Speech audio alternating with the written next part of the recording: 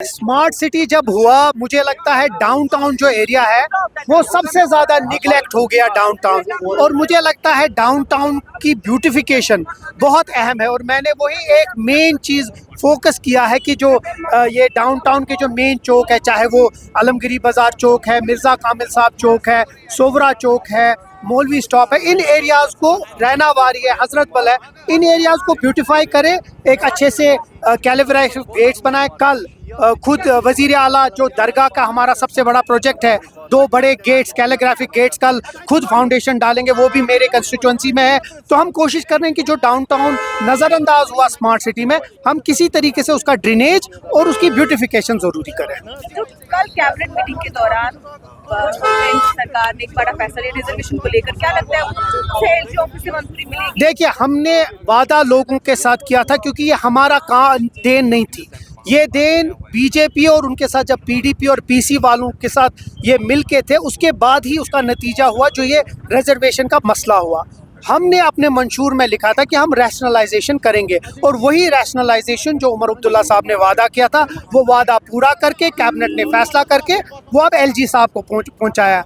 हम कोशिश कर रहे हैं कि किसी के साथ कोई नाइंसाफ़ी ना हो, और उम्मीद करते हैं कि हर जिस तरीके से हर किसी की बेहतरी के लिए हो, वही उसमें फ़ैसला हुआ है। हम उम्मीद करते हैं जल्द से जल्द एलजी साहब उसकी मंजूरी दे, ताकि जो लोग बाकी कैटेगरीज़ में किसी तरीके से नज़रअंदाज हुए, वो ठीक हो जाए। क्या आपको लगता है कि इससे रूहुल्लाह और एनसी के बीच जो तनाज़ा है, तो आपको लगता है कि वो हमारे घर की बात है, वो हम घर में सुधारेंगे, आप उसका घबराओ। अफसोस है, हमने एलजी साहब को ये भेजा। देखिए, मैं एक चीज़ आपको बताता हूँ, रिलैक्सेशन ऑफ रूल्स की जब बात हुई और जब मैंने परसों ट्वीट किया, यही होता है ड्यूअल पावर सेंटर में। ड्यूअल पावर सेंटर में हमने रिलैक्सेशन के लिए मंजूरी दे दी। जब 4 साल में उसमें कोई रुकावट नहीं आई, तो आज क्योरीज क्यों उठाई जा रही हैं कि उसमें यह है? क्योंकि जो इलेक्टेड गवर्नमेंट है, उनने सोचा कि रिलैक्सेशन देनी चाहिए और हमने मंजूरी दे दी।